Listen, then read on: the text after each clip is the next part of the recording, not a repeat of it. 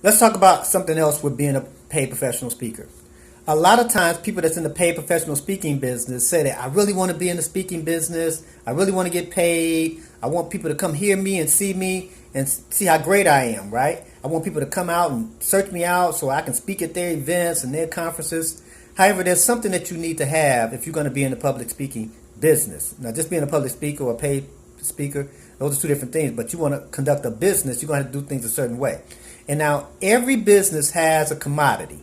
Every business. You go to the grocery store, the commodity at the grocery store is groceries. You go to a car dealership, the commodity at the car dealership are cars. Well, in the speaking business, you need to have a commodity too. And if you ask most people, what's your commodity while you're a speaker, and they'll tell you, well, my story, where I'm from, how great I am, I was raised by a single parent, or whatever their situation or their story is. Now, stories are good. However, stories aren't commodities, right? So that means that a commodity is something that I can take with me, right? I can pay you and then I can take it back with me. Well, what's your commodity? I can't take your story back with me per se. I can take it in my head. I can't take your being raised by a single parent or raised by two parents or any of those things. I can't take that with me per se. So you have to come up with a commodity, and the commodity that you need if you're going to be in the speaking business and run it as a business and be a paid professional speaker more often is that you need to have product.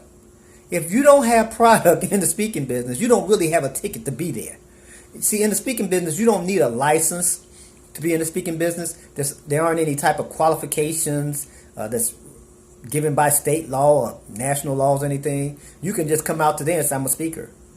No one can challenge you on it and say, hey, who says you're a speaker? Well, I spoke to those 10 kids and I'm thinking pretty good, right? You can just come out that way. Well, in the real world, if you want to get paid, what the marketplace pay for are trusted authorities. What does that mean? They trust authorities.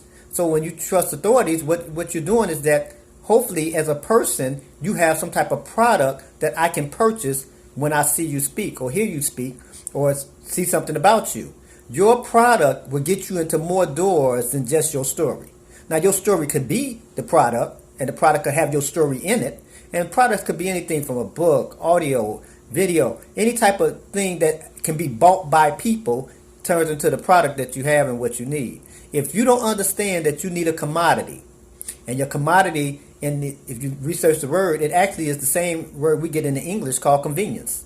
What is it that you're giving to the public or people when you speak to them that make their lives more convenient?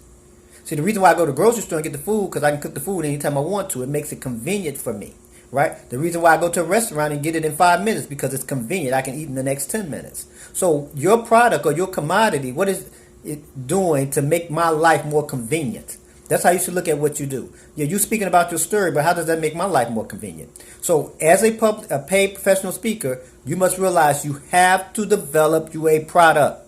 You have to. That is your ticket in the game, so to speak. And that's your ticket to remain in the game. If you don't create a product, it's going to be hard for you to get in, and it's definitely going to be hard for you to stay in.